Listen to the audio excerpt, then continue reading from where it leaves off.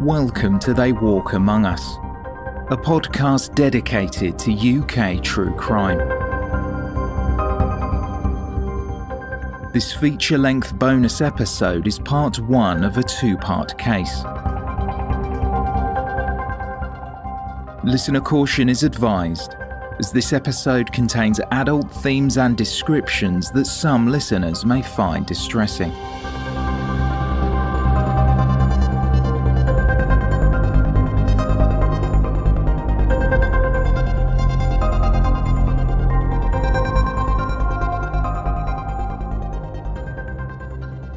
Detective Superintendent Stephen Fulcher had been with the police force for 25 years. Following a missing persons appeal in 2011 that quickly unravelled into a double murder inquiry, he couldn't have imagined that his actions to find the truth would not only bring about the end of his career, but almost cost him his life.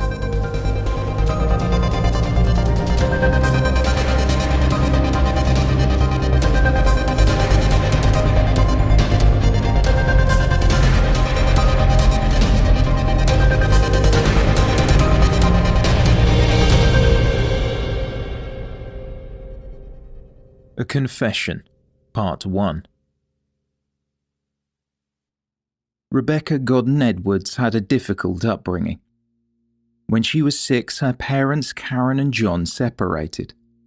While divorce is not uncommon, and her older brother Stephen was at an age where he could understand what was happening, Rebecca, or Becky as she was more commonly known, struggled to come to terms with the reasons for her father leaving. She still excelled at even Swindon Primary School, but her time at Commonwealth Secondary was not without its problems. She was the subject of taunts from bullies. Karen did as much as any mother could, often arranging meetings with the faculty to understand what could be done. But little changed. The insults continued, and Becky became more withdrawn. The verbal taunts became physical assaults and were no longer contained within the school's walls. On one occasion, Becky returned home after she had been attacked. She rushed upstairs to her room and later came down with the word hate carved into her arm. At 13, she tried to commit suicide. A few years later, Becky's mother Karen married a man called Charlie Edwards. Although this briefly provided some stability for the teenager, the bullying was constant, and she was eventually removed from school altogether, her mother deciding she would be homeschooled. Becky then attended an education facility, now known as the Stratton Education Centre, where things seemed to be looking up.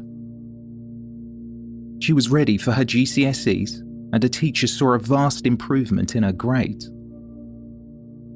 Though still emotionally vulnerable from the struggle she faced in her formative years. And as Karen would later tell reporters, Becky fell in with the wrong crowd and turned to drugs. Pieces of tinfoil with brown markings were found around the house, and Karen slowly realised that her daughter was using heroin. Karen and Charlie did what they could, spoke to drugs charities and even managed to get Becky into a private rehabilitation centre. Becky briefly managed to get herself clean and find a job, but the pull of her addiction was too much. She started to disappear, at first for days, then weeks at a time.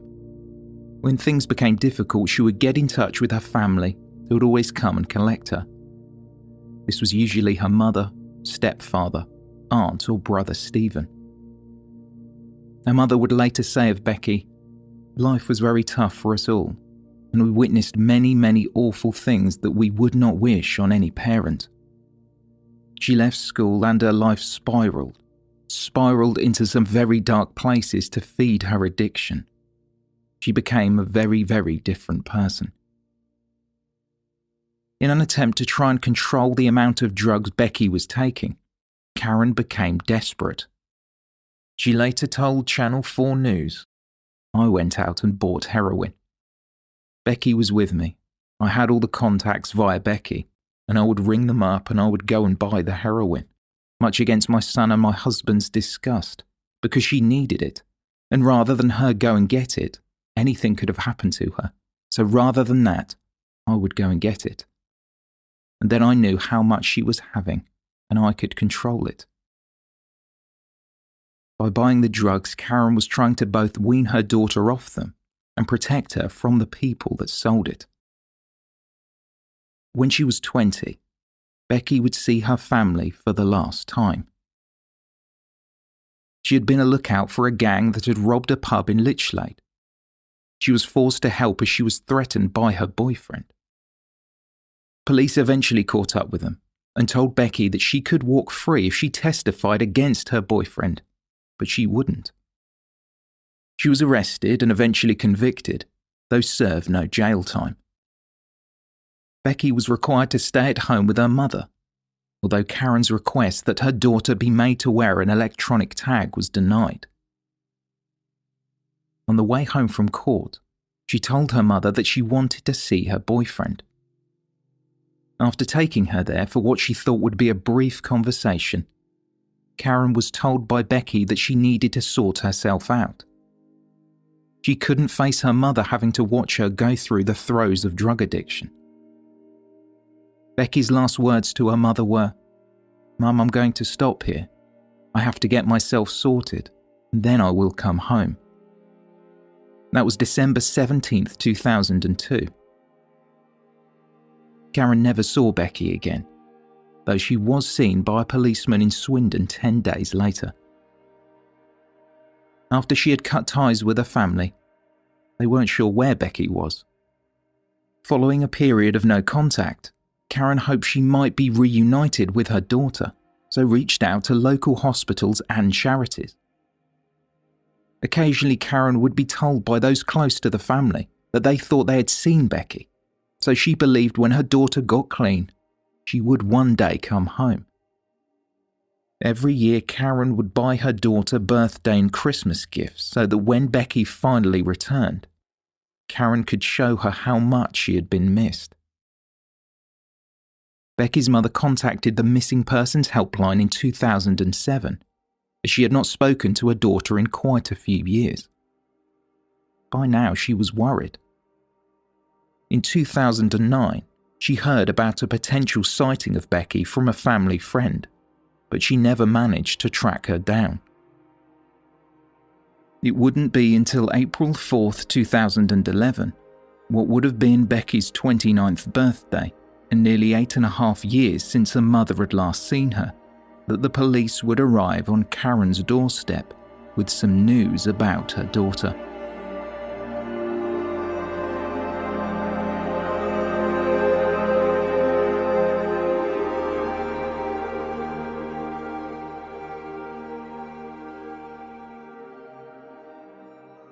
On the evening of Friday, March 18th, 2011, 22-year-old Office Administrator Sian O'Callaghan went out for a meal with some friends at the Harvester on Drove Road in Swindon.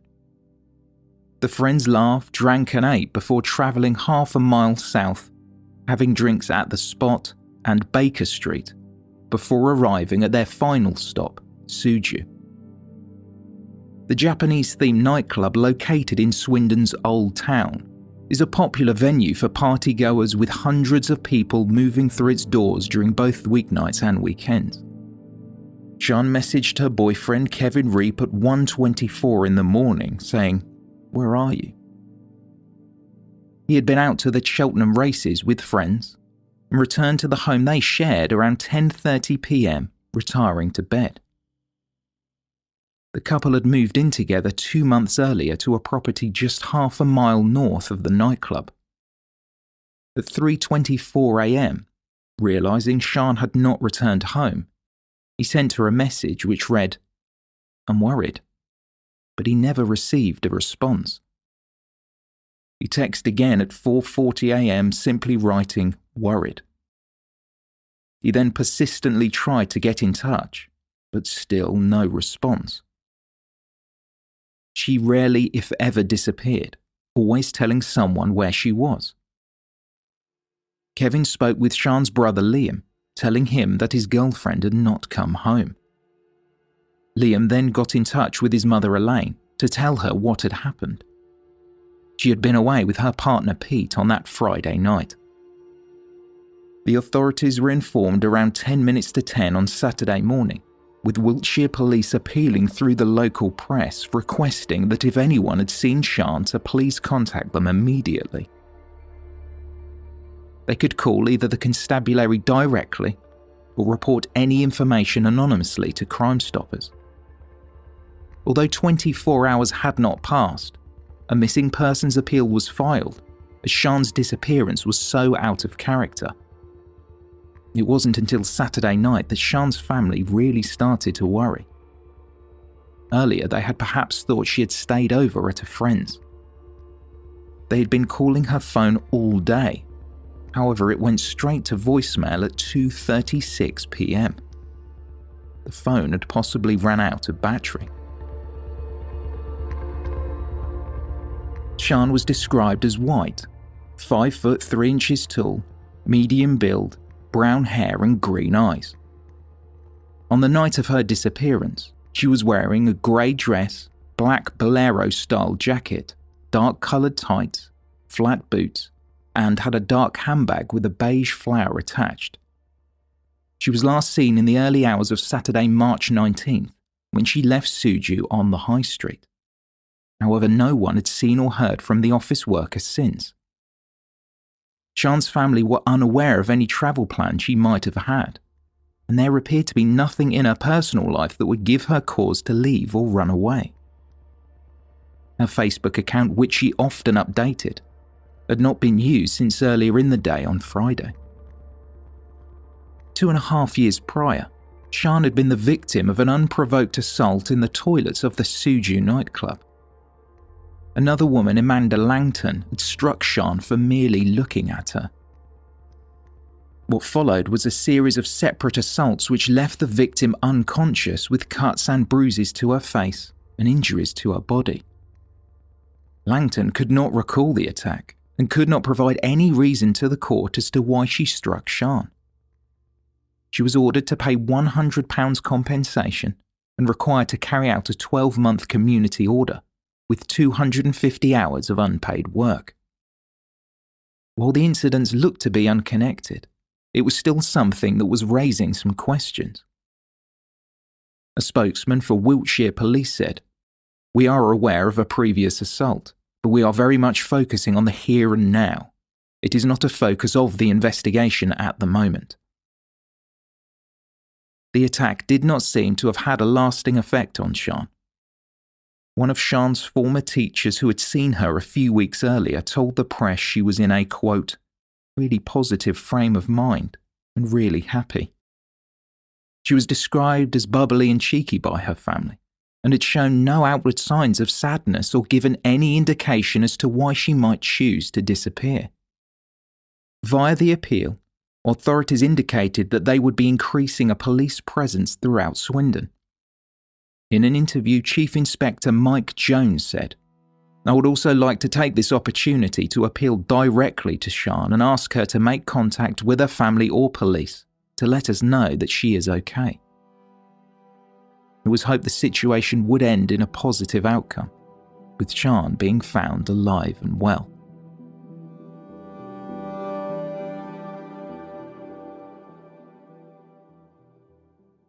A mobile police unit was set up opposite the Suju nightclub on the Market Square car park, so anyone with information about Sian's disappearance could see an officer in person. It was stressed that any information would be treated in the strictest confidence, and the public were asked to pass on any information no matter how trivial it might seem. Shoppers were greeted with the sight of search teams combing through bins and drains around the nightclub before a noticeable police presence made its way to Lawns Park. Only a few hundred metres from the nightclub, the park is often frequented by joggers and dog walkers. It can be accessed by foot through a gated walkway, or if driving by 2 single-lane roads, Orders Mews or Charlotte Mews. However, the driver would need to leave their vehicle in a residential car park and scale a low stone wall to gain entry. Wearing gloves and protective clothing, over a dozen officers were seen scouring the undergrowth and hedges. Further search teams were spotted around other nearby car parks and shops. A shopper was interviewed and said, "You go to the co-op and see police searching in all the hedges. It makes you think it can happen anywhere." A member of the search team who did not wish to be named stated, "It's one of those situations where you don't know if you found anything until you've found it."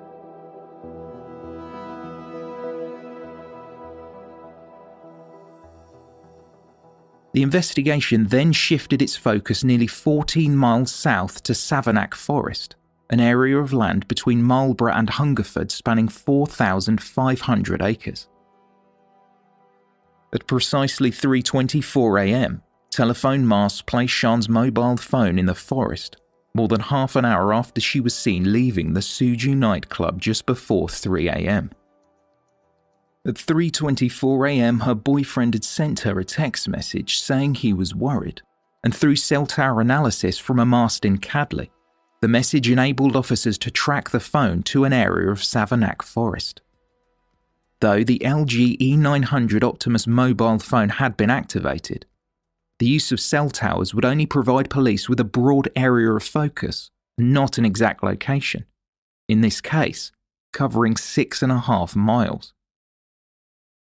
With this information, Detective Superintendent Stephen Fulcher, who was leading the inquiry, and the 60 officers working the case, gathered that if Sian were in possession of the phone, she would have had to have made the journey by car. She could not have travelled that far by foot in such a short space of time. DS Fulcher spoke with the press. He said, "In particular, I'm trying to establish Sian's movements between 3:15 a.m. and 4 a.m. on Saturday morning in the area of Savernake Forest. I would like anyone who saw her or any vehicles, especially in the area of Savernake Forest, where there are likely to have been only a small number of vehicles at that time of night, to make contact with police." DS Fulcher insisted that any information, no matter how unimportant it might seem, could be the vital clue to tracking Sian O'Callaghan's whereabouts. Officers combed the area well into the night in the hope they would find something. The senior investigating officer had been part of the police force for 25 years, the last date with the Wiltshire Constabulary, having served with Sussex Police prior to that. At 44, Fulcher had been involved in over 50 major inquiries that included murder, serious crime, and multiple homicides. He joined the force at 21 and quickly worked his way up the ranks with an unblemished record. He was well versed in police procedure and the ideal candidate to lead the investigation.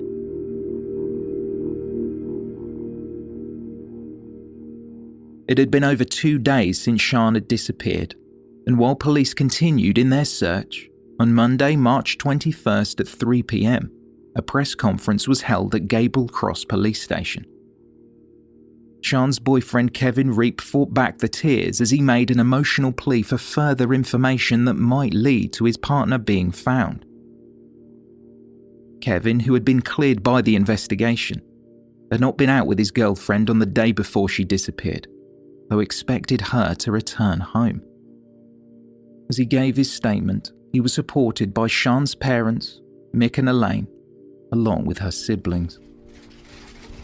She's been missing now for over 2 days, and it's not like her not to come home or contact any of us for such a long time.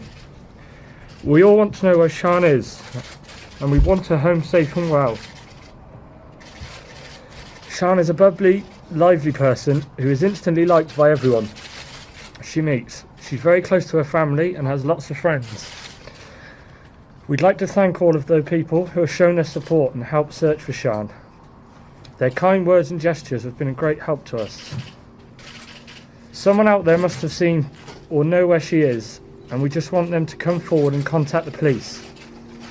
This is a terrible time for all of us, and we're praying for Sian's safe return.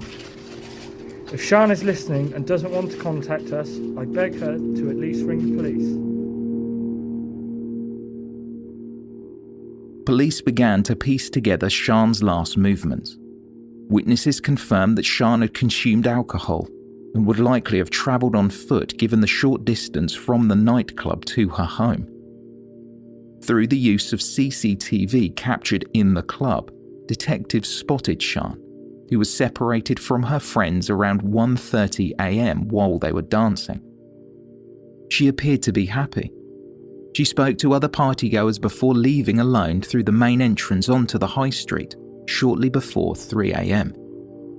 Once outside, she turned left towards Wood Street. A further public appeal came from DS Fulcher, who asked business owners to get in touch with police. He asked them to provide any CCTV footage they captured in the early hours of Saturday, March 19th.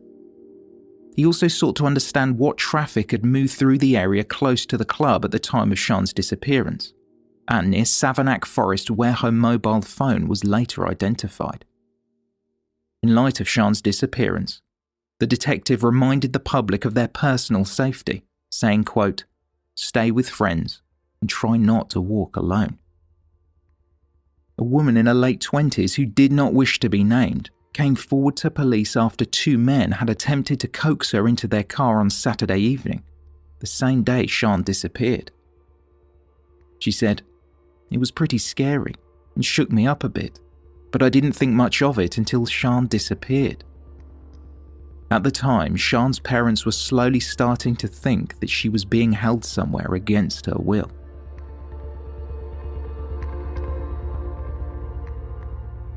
With the investigation well underway, an anonymous donor offered a reward of £20,000 to anyone who provided information that led to Sian O'Callaghan being found. Sian's friends also set up a Facebook group called Help Find Sian O'Callaghan, which within 48 hours of her disappearance had already reached more than 9,000 people.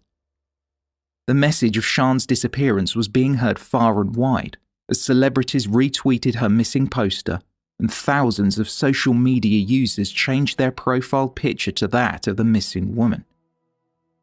Locals offered their support by leafleting and posting flyers throughout Old Town. Both staff at Sian's workplace and the congregation at the Holyrood Church provided what support they could.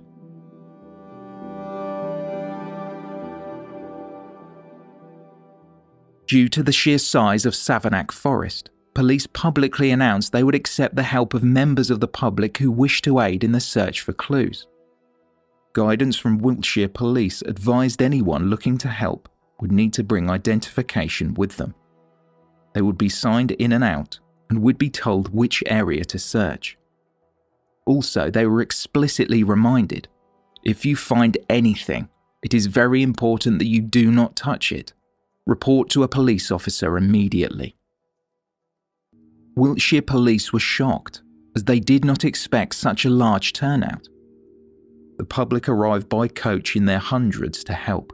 It's just a horrible feeling knowing that the girl that's the same age as me, it can happen to people. It's horrible. I hope I don't find her, but then I hope I do. She always seems to be, quite fun, up for a laugh kind of girl, so hoping we can bring her back. It's quite overwhelming in a sense.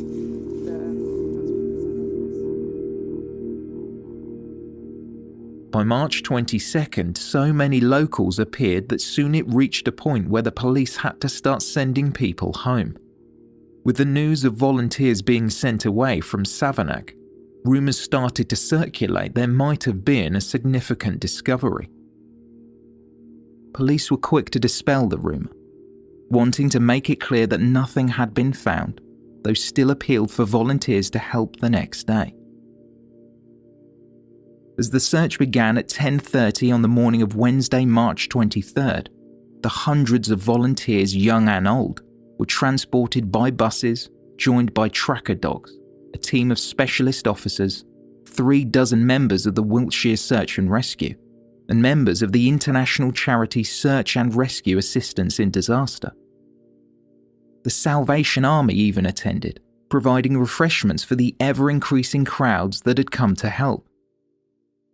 Most of the volunteers did not know Sian, though had seen the news coverage and felt they should come along. Teams of 10 volunteers were each matched to a police officer as they systematically combed through sections of woodland. As the turnout was unprecedented, the problem was not only managing the scene, but also such a large volume of volunteers. The response was overwhelming, with the community coming together, praying to find something that might point to Sian being alive. Another member of the search party who lived near the forest was interviewed and said, "This is the least we can do. We know Savernake pretty well. It could be something as small as a footprint, or it could be massive. At the end of the day, you could have a 0.5% chance of finding anything, but that's just us. With everyone else there, it all adds up. It's a bit scary, but if it was you, you'd want as many people as possible." Detective Superintendent Fulcher thanked volunteers for their time, saying, "The public have been fantastic in support of their search for Sian O'Callaghan, and I'm very grateful. I've been able to use new technological techniques to provide a tighter search parameter, and have been able to rule out large areas of the 6.5-mile radius we have all been searching." As locals grew concerned that perhaps something like this might happen again, Bob Edge, Chief Inspector for Wiltshire Police, said, "We do have one of the lowest crime rates in the country, and isolated incidents like these are very rare within Swindon and the rest of the county." He went on to say, "I am also aware that there are a number of stories circulating on the internet regarding connection with other possible incidents, and users need to be mindful that the accuracy of such entries cannot be relied on."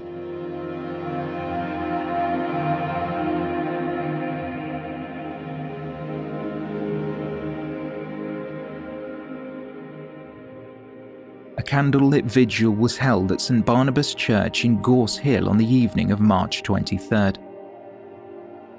Prayers were said by 200 people who gathered to show their support.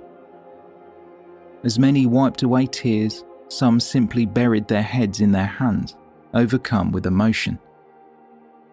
After a period of reflection, they spoke the Lord's Prayer, and on their way out of the church, hundreds of supporters gathered to take posters and flyers to distribute.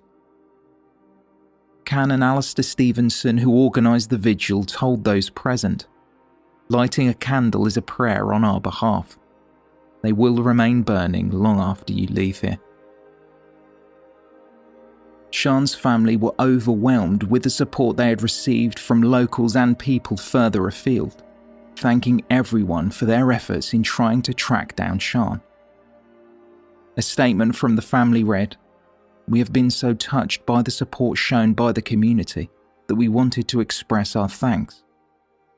The sheer numbers of people who have given up their time to help search for Sian and distribute appeal posters are overwhelming, and we couldn't ask for better support from the public, police and media. We are aware of the reward that has been offered and we are very grateful. We hope that this might help someone come forward with information to help the police find her. This is an extremely difficult time for us, and we continue to hope and pray that our beautiful girl is found soon." The reward for information on the whereabouts of Sian O'Callaghan was soon doubled. A new anonymous donor matched the first, and the reward reached £40,000. So far, police had described what Sian was wearing when she disappeared, though it was not until the 4th day of the investigation that they revealed the contents of her handbag in the hope that someone might have come into contact with the items. The bag itself was described as a large dark-coloured bag with a beige flower on the side. The bag was believed to have contained a multicoloured front door key covered in floral patterns, lip gloss, a yellow plastic Kinder Egg casing that held a toy animal with a furry belly, a Tesco club card key fob, and a black car key with the body wrapped in yellow insulation tape. Police also believed she was wearing or carrying a DKNY watch. As hundreds of volunteers had been helping search Savernake Forest where Sian's mobile phone had been traced, those friends of the family were keen to help in any way they could. Friends of Sian's boyfriend Kevin Reap decided they would print t-shirts that pictured an image of Sian to raise awareness throughout Swindon. Sally Chapman and Zoe Cook had approached the police with the idea and were given the green light, so had plans to have them all printed by the end of the week. As the search continued, a break in the case came when an urgent appeal was made for a green Toyota Avensis estate. The vehicle had markings suggesting it was a taxi. DS Fulcher appealed for anyone who had seen the car travelling between Swindon and Savernake during the hours of 3 a.m. to 4 a.m. and 12 p.m. to 9 p.m. on Saturday, March 19, 2011. When interviewed about the appeal, Fulcher refused to discuss the precise connection between the car and the missing woman, though revealed that he was, quote, very close to identifying Sian O'Callaghan's whereabouts. Almost immediately after the appeal, it was reported that a green car matching the same description as the one issued by police had been seen being towed away. Before being impounded, the vehicle had been parked in the car park of an Asda superstore at the Orbital Shopping Centre, around 5.5 miles north of the Suju nightclub. Little was known about the owner, and police would refuse to comment as to whether any arrests had been made. Chief Superintendent Steve Headley provided an update. It is a significant stage in this difficult inquiry. Our priority is to find Sian, and we are doing all that we can to do that. As you can imagine, this is an exceptionally busy time for us, my officers, and we will update you as soon as we can. On behalf of Detective Superintendent Steve Fulcher, I'd like to thank you for your help and also the public. But at this time, our thoughts remain with Sian and her family. It was reported that at 1 p.m. that day on March 24, 2011, police had made an arrest. A 47-year-old man had been taken into custody on suspicion of kidnapping Sian O'Callaghan. Again, details about the arrest were scant, though a property on Ashbury Avenue in Neath, 3 miles northeast from where Sian was last seen outside Suju, was sealed off after officers in full forensic clothing were seen entering.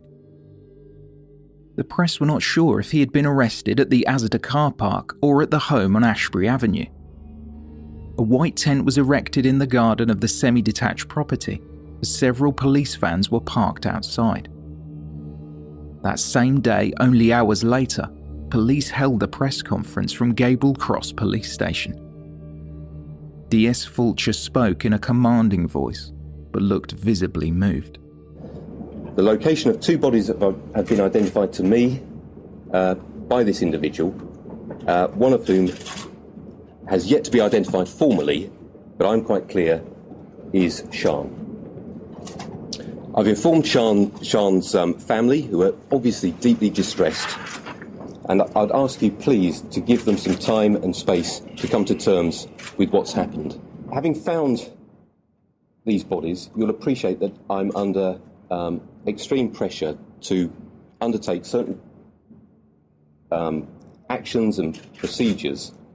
And what I'd really ask you to do is to give me some time to enable me to recover these bodies with the dignity and respect that they deserve. What had begun as a missing persons appeal had quickly turned into a double murder inquiry.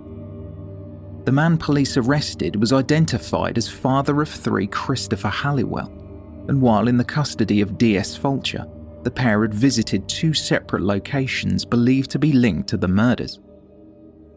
Halliwell had worked for 5 Star, a private hire taxi firm. As the news broke, other taxi drivers spoke of their shock and horror at what had happened. With the weekend fast approaching, local taxi firms were quick to assure the public that CRB checks were carried out on all drivers. In spite of an arrest, it did not stop the fear and panic that was slowly building. Halliwell remained in police custody, suspected of having committed 2 murders, although at the time police were unaware as to the identity of the other victim.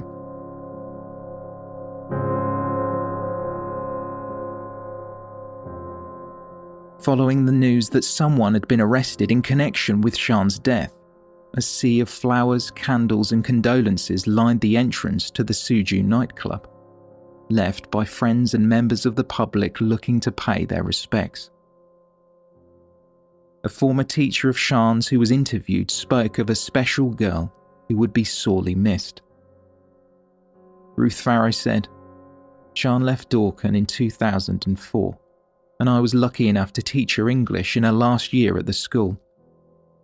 She was conscientious, taking her studies seriously, but was also great fun to have around.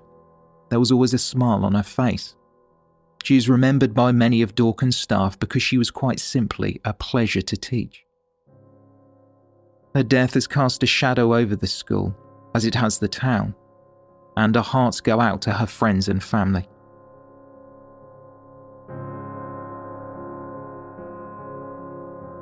A close friend of Sian's, Emma Shrewery, who helped light the candles outside of Suju's, was hoping Sian would be found.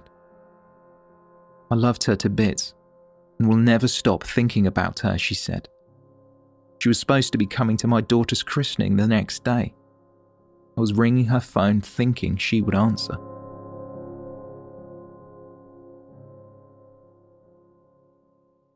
With the suspect in custody, police and forensic experts dressed in all white all-in-one suits continue to work the scene where Sian's body had been found. The discovery was made in an area of land off the B4507, nearly 14 miles north of Swindon, near Uffington in Oxfordshire. A one-sided tent had been erected off the side of the road, and all traffic in the surrounding area was diverted.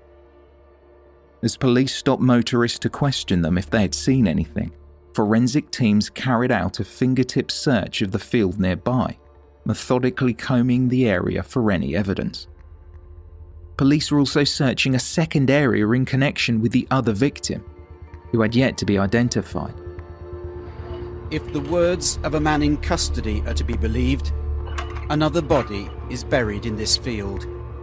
Police are clearly taking the information seriously, but won't be drawn on the identity of a second possible victim. A team of over a dozen officers and forensic experts were conducting the search of the spot which lies among the rolling fields of Eastleach, around 20 miles north of Swindon. The police had been searching through the night and had now employed a mechanical digger to excavate 2 trenches in the corner of the field after removing part of a dry stone wall. While police had received relatively specific detail from Christopher Halliwell, who was currently in custody, no body had yet been found. DS Fulcher addressed the media regarding the information they had received from the suspect.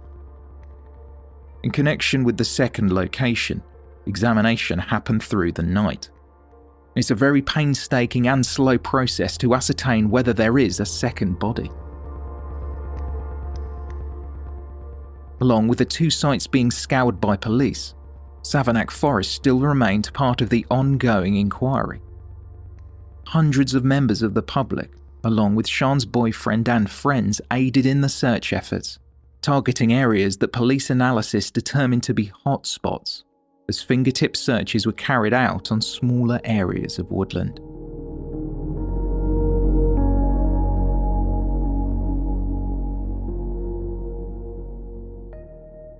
After Halliwell's arrest, there was a considerable police presence at his home on Ashbury Avenue. The 2-storey property was cordoned off with several uniformed officers standing guard. On the driveway where Halliwell's taxi would have been parked stood a white tent, a constant flow of forensic experts coming and going.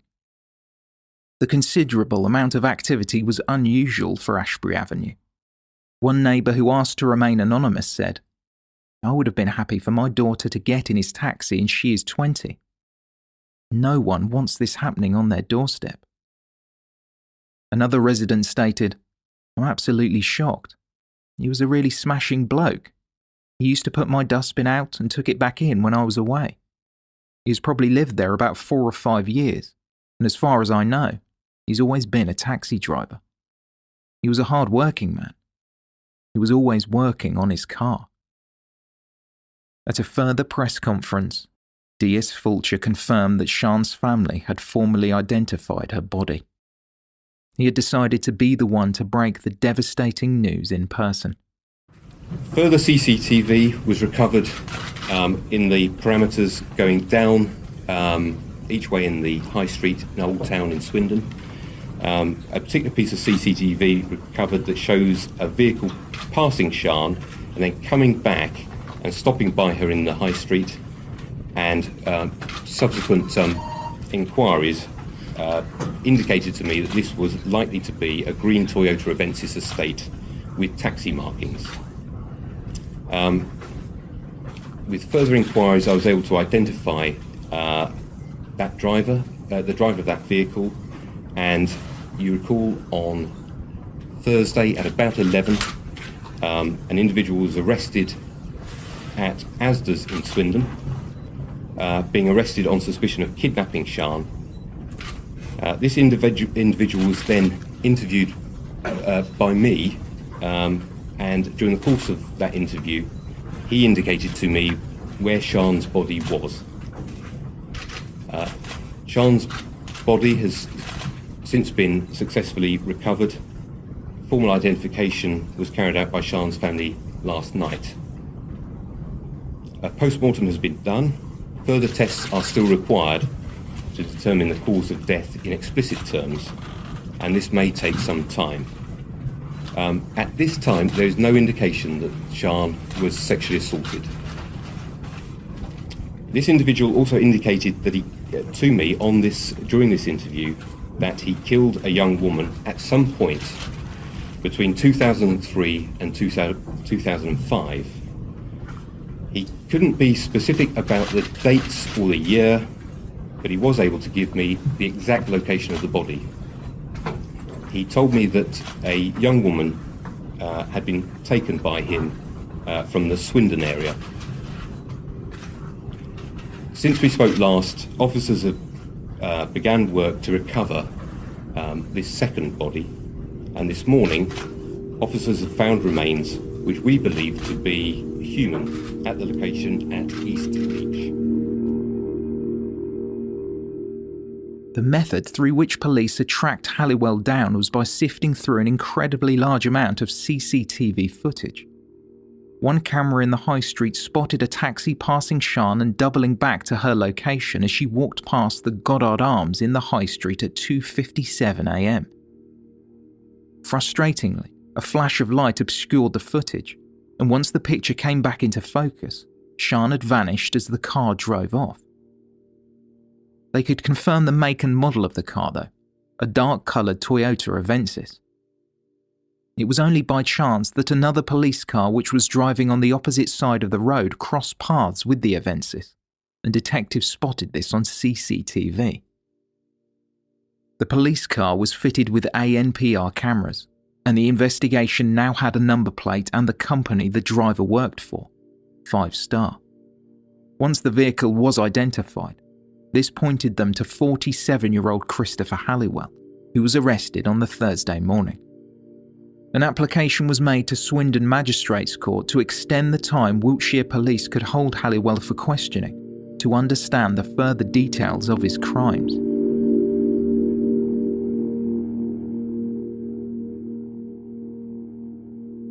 The following day, Christopher Halliwell was charged with the murder of Sian O'Callaghan.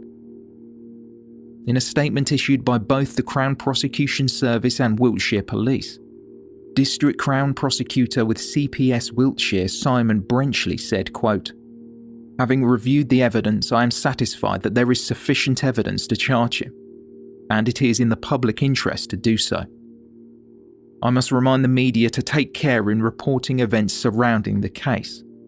Mr. Halliwell has been charged with a serious offence and is entitled to a fair trial. It is extremely important that nothing should be reported which could prejudice any trial."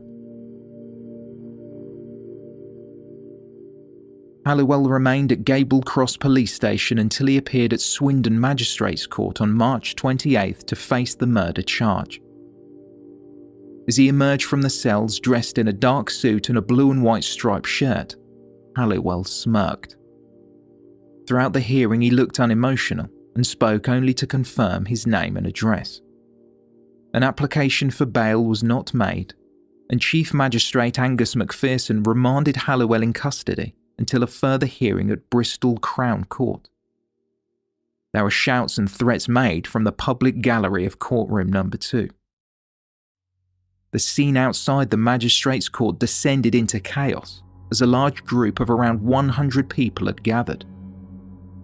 Over 24 uniformed officers were required to hold back onlookers as under a blue blanket, Halliwell was marched to a police van. Shouts of abuse and threats of violence were heard from the crowd, with 2 men being restrained after they broke free from the officers and started to kick the van as it drove away.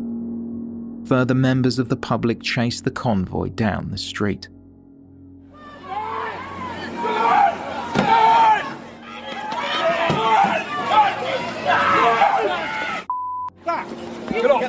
Get back! Come on, you! Hey!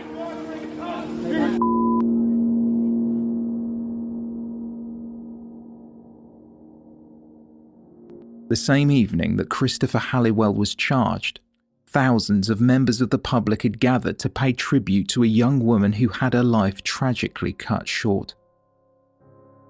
Queues of people signed condolences on the countless missing posters that had been put up during the search for the 22-year-old. After a 2-minute silence in which locals reflected on the events of the last week, a cascade of balloons were released, followed by thousands of lanterns which lit up the night sky. In the Facebook group set up to help find Sian, one comment read, "Absolutely amazing turnout. Every balloon and lantern flew with nothing but love for Sian." I didn't know her personally, but I think Swindon's Angel is a befitting name for someone who touched so many hearts. I hope with time her family and friends will take comfort from knowing so many people felt their pain and wanted to be there to show support.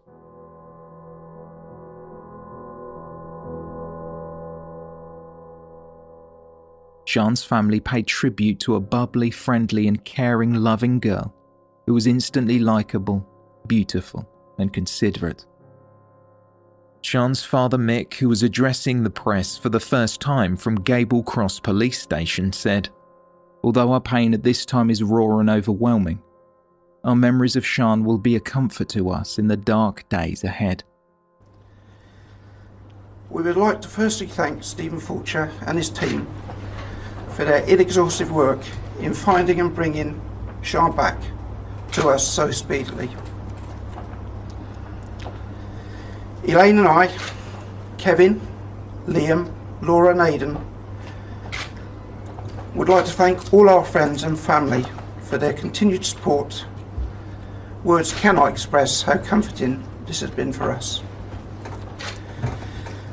We would also like to thank the community in Swindon for their overwhelming kindness and support. The sheer numbers of people involved in the searches, the vigils, flowers, lantern lighting and murals to Sian are incredibly touching and beautiful. Thank you.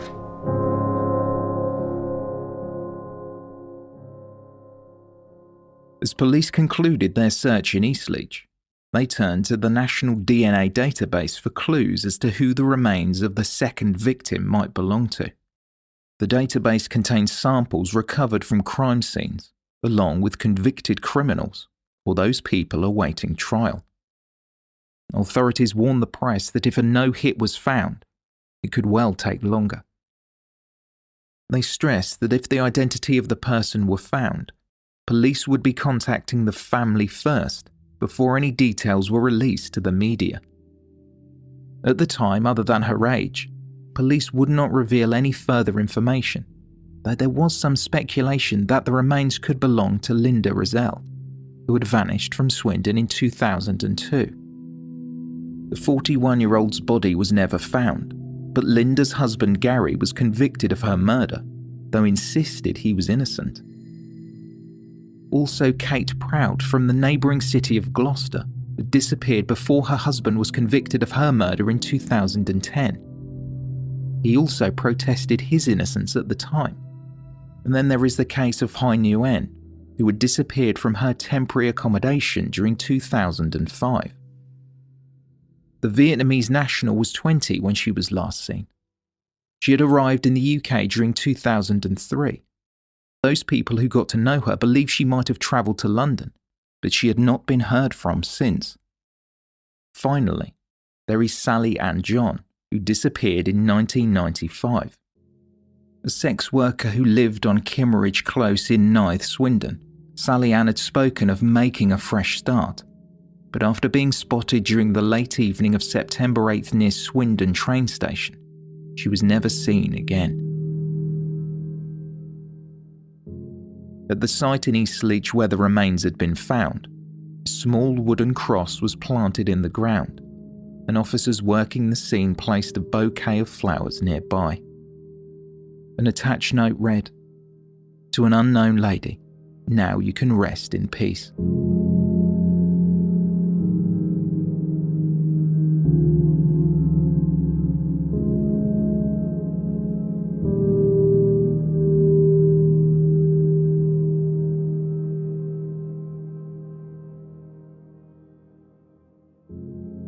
In a bail hearing at Bristol Crown Court, Christopher Halliwell confirmed his name before his barrister Darren Samat informed the court that no application would be made.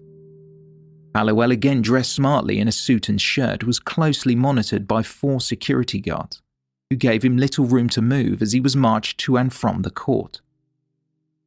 Mr. Justice Burnett addressed Halliwell and his counsel, saying, "I'm quite satisfied that bail is inappropriate given the nature and circumstances of the alleged offences. There is a real risk of failure to surrender. There is insufficient information at this stage for the possibility of bail to be considered." Before the hearing, Sian O'Callaghan's mother gave her first interview about the discovery that her daughter's body had been found. Elaine spoke with the Swindon Advertiser and said, quote, "When the detective Steve Fulcher told us, there were mixed feelings. It was the worst of the worst that I could have imagined, but they'd found her. That's what I felt when he said it. They've got her back." Her dad Mick just shook his hand and thanked him for finding our daughter. It was a relief in a way. I would have hated to live the rest of my life looking over my shoulder and looking at every brunette girl wondering if it was her. I don't know how other parents can cope with not knowing. I can't imagine never having closure. An inquest into Sian O'Callaghan's death was held the following day at Oxford Coroner's Court. It was believed that she had died from a combined effect of being stabbed in the neck and head, along with being strangled. One of the stab wounds was so deep, it penetrated her skull. There were also signs of blunt force trauma to the head and a skull fracture, along with significant areas of bruising. The bruising was most likely caused by either being punched or kicked, but the cause of the fracture could not be determined. There were also bite marks on one of her breasts. Some of Sian's clothes had been cut off, and her lower garments had been removed.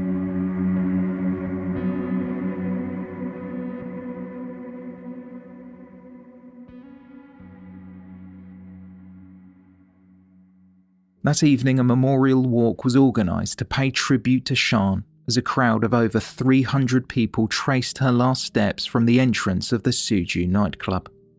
Members of the public who took part carried posters which read, "R.I.P. Swindon's Angel." An unearthly silence fell over the high street as the mourners wearing t-shirts adorned with Sian's face walked to Wood Street, then Devizes Road, before ending up in Lawn. A 2-minute silence was then held after Father Mark Parris said a prayer of remembrance for the woman who had lost her life. A further walk was held by dog walkers who wanted to come together to remember Sian, and a minute's silence was held before a football match at the county ground, the home of Swindon Town Football Club, where players and fans reflected on the loss. A message from Sian's family was read over the loudspeaker. "We would like to express our sincere thanks for the support from the whole community of Swindon, which has been overwhelming, and has helped us through such a difficult time.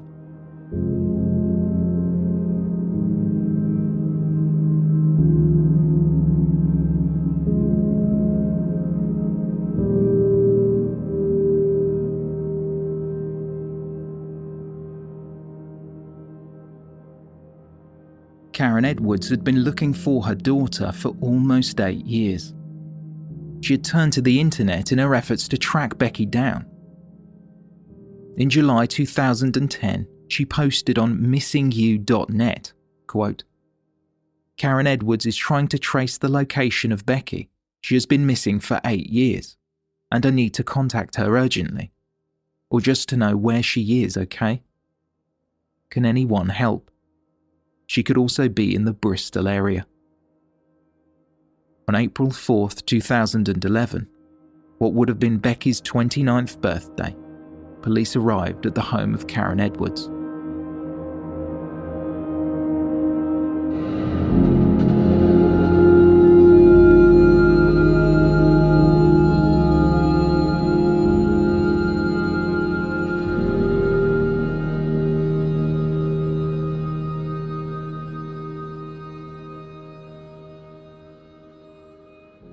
The following day, Detective Superintendent Stephen Fulcher held a press conference at Gable Cross Police Station.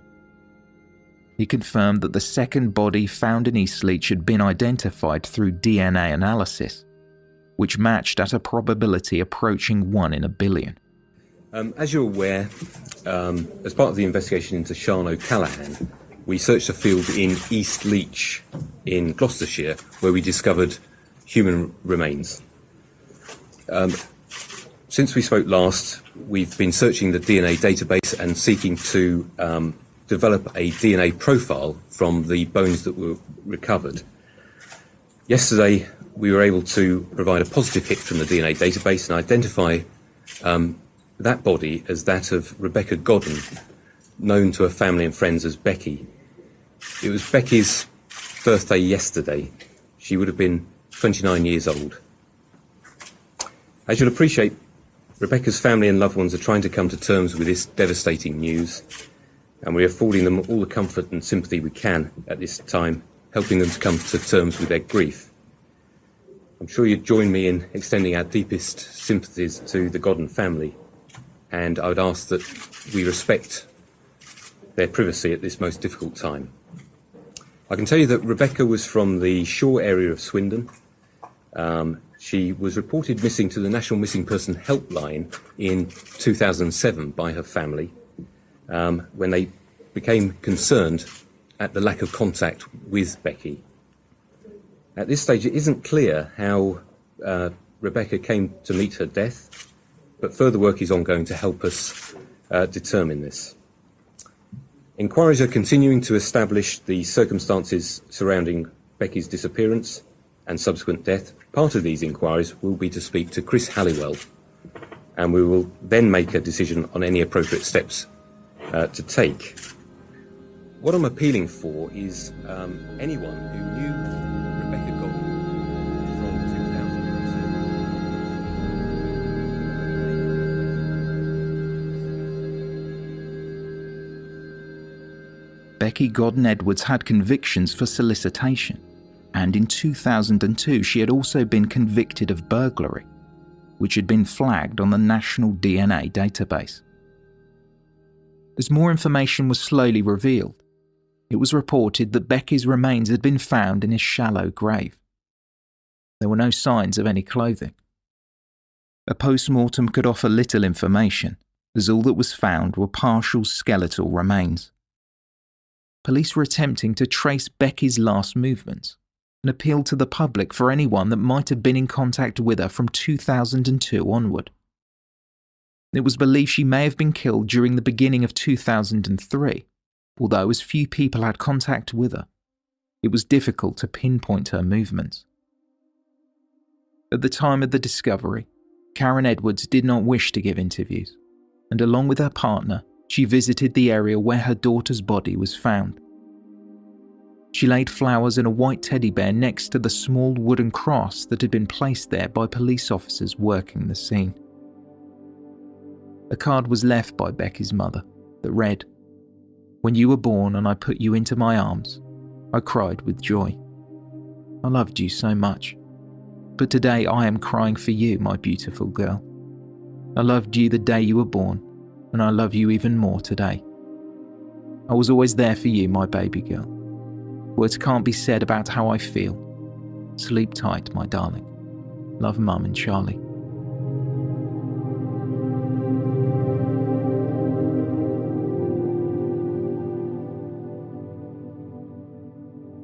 As the investigation continued, with both of the victims having been identified, the focus was turning to the man leading the inquiry.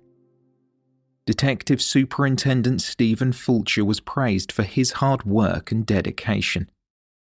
Members of the public were requesting that he be knighted, with others suggesting he should receive the Pride of Britain Award.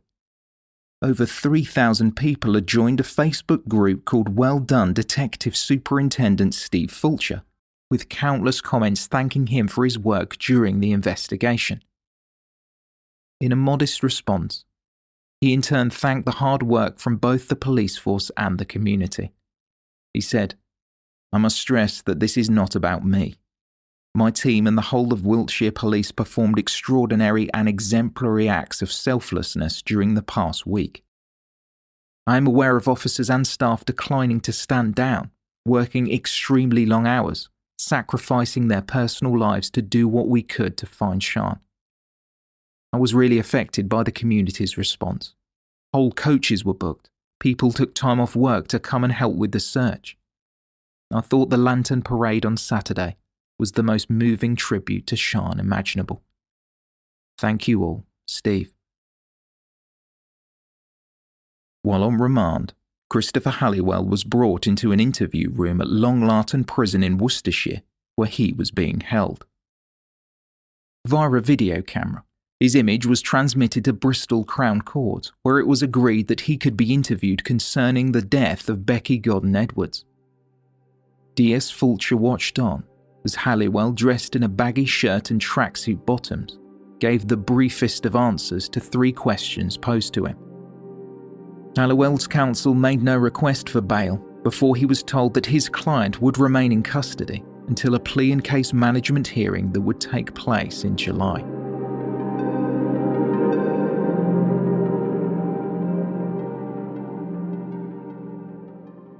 Becky Godden Edwards' mother Karen, stepfather Charlie, and aunt Tracy Mullane addressed the press at Gable Cross Police Station. Through a stream of tears, Karen Edwards said, "My daughter has been murdered, and to be given the news on what would have been her 29th birthday, the 4th of April. We just can't believe it." And after everything she's been through in her troubled life, she didn't deserve that. Further tributes were paid by Becky's friends, who had last seen her in 2002. They organised a public gathering at Queen's Park where they released hundreds of balloons into the sky to commemorate the passing of a young woman who many had hoped would one day reappear. Inspired by the tributes paid to Sian O'Callaghan, Leanne Goldsmith, an old friend of Becky's who organised the event, said, "She used to live with me and my mum, so we became very close. She was a beautiful person." Becky's father, John Godden, also spoke up for the first time since the discovery that the remains found in Eastleach belonged to his daughter. He said, "I am a shattered man, and my heart is broken, and nothing seems worthwhile. Becky has always been a daddy's girl. She always stood by me through thick and thin. Becky would not have had anything said about her dad. I adored her so much she could do no wrong. She will always be daddy's girl. My sweet angel will never be forgotten. We had so many lovely times together. Becky was my soulmate and will remain in my broken heart forever. When we meet again, Daddy will keep baby cozy and warm. Sleep in peace, my sweet child. Lots of love from Daddy."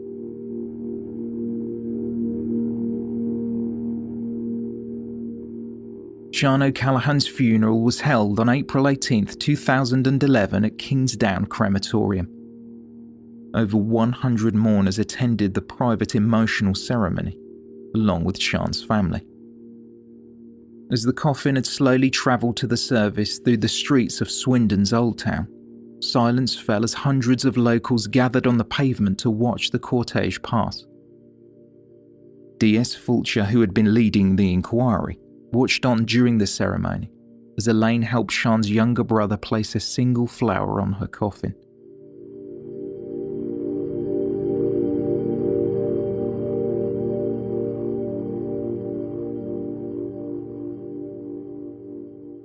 Four miles south of Kingsdown Crematorium, police continued in their search to find further clues that might link Halliwell to any other disappearances.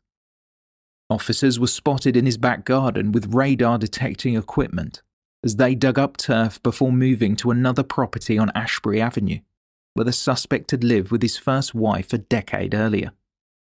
The investigation at Halliwell's home followed the closure of the High Street in Old Town, as police took photographs of the Suju nightclub to aid in the impending court case. Just over 7 weeks after the discovery of Becky Godden-Edwards' body, Christopher Halliwell appeared at Worcester Magistrates Court, charged with her murder sometime between December 27, 2002 and January 1, 2006. A few days later at Bristol Crown Court, Halliwell appeared via video link at a bail hearing, saying little and only confirming his name. Recorder of Bristol Judge Neil Ford QC confirmed that a trial for the murder would go ahead the following year.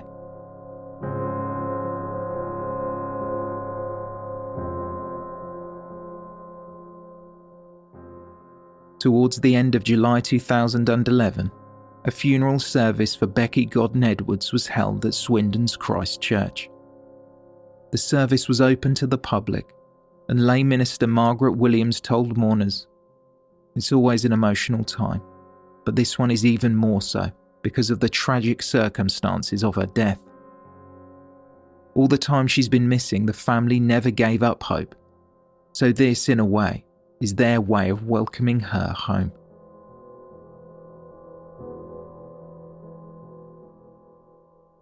Mourners were asked to wear a hint of pink, as it was one of Becky's favourite colours. The order of service saw a picture of Becky when she was 15 at her mother's wedding, before she lost touch with her family. Becky's cousin read a poem to the attendees which read in part, "We wish you were still here with us, and we didn't have to say goodbye. We will love you and miss you forever, until the day we are together. Sleep tight, my angel."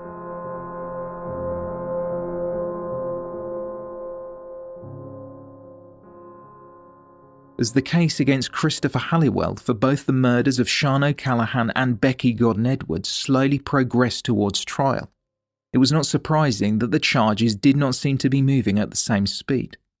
After all, it was a complicated investigation, and having few details of Becky's whereabouts in the years leading up to her death made the inquiry even more difficult.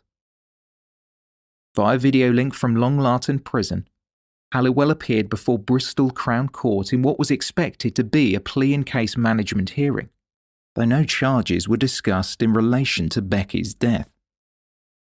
Halliwell was kept in custody, and in November it was agreed that he would have his time limit extended until his trial, which was now due to start during March 2012. As the new year was rung in, the case was making its way through the courts, with the end of January bringing 4 days of legal arguments at Bristol Crown Court. Halliwell had yet to enter a plea.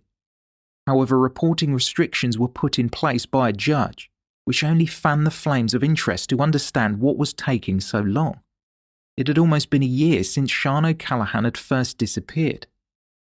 Following another round of legal arguments, the trial date was postponed again. 3 months later, at the start of May, in yet another hearing, members of the victims' families watched on from the public gallery. This time at Preston Crown Court, nearly 200 miles away, they heard yet more legal arguments, hoping for a court case that had initially been scheduled for January, then March, and now, well, they weren't even sure. Though Halliwell said little, dressed in a prison-issued t-shirt and tracksuit, confirming only his name, his defence counsel sparred with the prosecution, but the contents of their conversation could not be reported. It would not be until May 31st, 2012, over 13 months since his arrest, Christopher Halliwell finally submitted a plea, insisting he did not kill Sian. A provisional trial date was set for February 2014. As preparation for the trial continued, Friday, October 19th, 2012, started much like any other. The general public were expecting another frustrating delay with a case that was dragging on for far too long. At 12 o'clock from Bristol Crown Court, the judge requested that all mobile phones be switched off. But within the hour, Sian's family would finally learn the truth. Christopher John Halliwell pleaded guilty to her murder.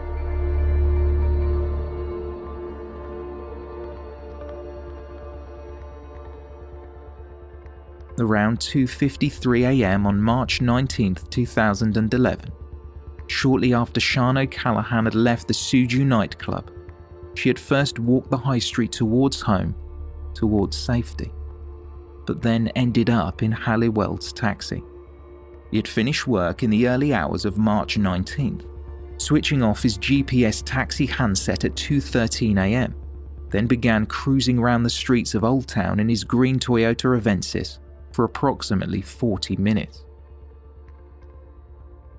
The events of what ultimately happened are unclear, as there is only Halliwell's admissions to rely on, but what can be ascertained is that Sian got into his taxi.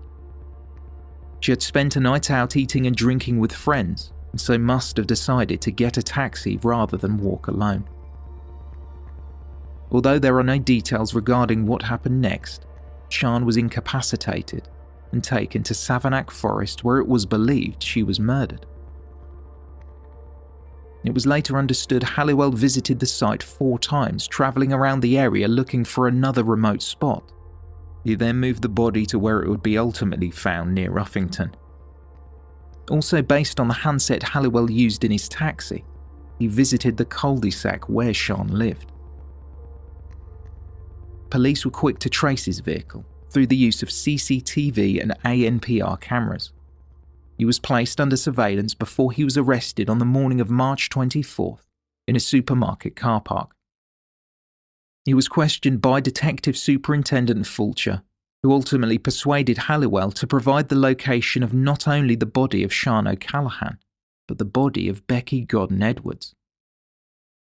While under surveillance, Halliwell was spotted cleaning his car on the late afternoon of March 22nd. In a somewhat strange series of events, Halliwell then travelled to a police station, informing them that his daughter had reported being raped the previous evening. Later that same night, around 10 p.m, he was seen discarding the seat and headrest covers of his taxi in a bin, along with disposing of a bottle of perfume in a dog waste bin. The items were subsequently retrieved. In the early morning hours of March 23rd, Halliwell was still under surveillance and spotted travelling on the A420 Oxford Road and then on to the B4507, near where Sian's body was ultimately found. Unbeknownst to Halliwell, he managed to lose the police surveillance team that had been following him. Once he was relocated, he was then witnessed burning a number of items by the roadside, though they were too damaged by the fire to understand what they were. These observations were fed back to Detective Superintendent Fulcher. Police would find trace amounts of Sian's blood on items Halliwell had discarded, along with on the rear of his taxi. Further forensic evidence tied him to the crime when police took a swab from what looked to be a bite mark on Sian's left breast. It revealed a mixed profile that contained components of Halliwell's DNA. While experts sought to confirm it was indeed a bite mark, they were unable to verify it was Halliwell's, as he refused to provide a dental impression. Sian's body was found face down, with her lower clothing removed. Partially concealed, her body had been positioned out of view after it had been thrown down a steep bank. The weapon which had been used in the killing was believed to be a knife. Halliwell often kept one in his car. During mitigation, Richard Latham QC recounted Halliwell's recollection of the events in which Sian got into his taxi, but shouted at him when he drove the wrong way. Latham said, quote, "As he brought the taxi to a halt, he hit her to try and control her and resulted in the next few seconds to the knife. He acknowledges that he completely lost his temper. There was no question of any self-defence here. It was unlawful behaviour." Richard Latham addressed the judge and said that even the prosecution's best evidence could not conclusively prove there was a sexual motive in the attack. He recommended this should be considered when Judge Justice Cox was deliberating on a sentence. Each member of Sian's family provided a victim impact statement. Her boyfriend Kevin Reeps read, "This all ended on Thursday when my heart was ripped out. My life has been destroyed." Christopher Halliwell looked unfazed by anything that was going on in the courtroom. No tears, no smiles, no words, nothing. During sentencing, the judge faced Halliwell and said, "I am satisfied on the evidence viewed cumulatively that this was a murder involving sexual conduct. I reject the submission by your counsel that I cannot be sure of that on the evidence in this case." It was only when the judge passed a life sentence with a minimum term of 25 years that Halliwell appeared to react, muttering the words, "Thank you." But, in spite of Sian O'Callaghan's family finally learning the truth as to what happened, this would not be the only revelation in the courtroom. Detective Superintendent Stephen Fulcher, the man who had led Operation Mayan, tracked down Halliwell, found the locations where the two victims had been buried, and ultimately obtained Halliwell's guilty plea for Sian O'Callaghan's murder, had been suspended from duty a month earlier, and was no longer an active police officer. The Independent Police Complaints Commission were carrying out an investigation in which it was being alleged that Fulcher had, quote, "inappropriate contact with the media." Not only that, but the evidence that Fulcher had gathered on Halliwell for the murder of Becky Godden-Edwards was deemed inadmissible, and he could not be charged. It would seem, as far as the press were concerned, that Becky Godden-Edwards' killer had got away with murder.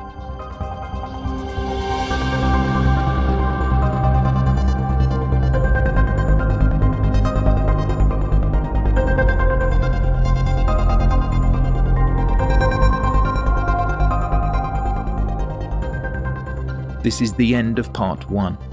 To hear more on the investigation and what happened next, please tune in tomorrow.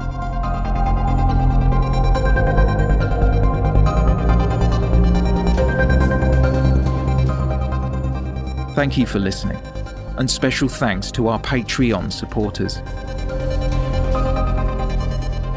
For more information, please see our show notes or visit theywalkamonguspodcast.com.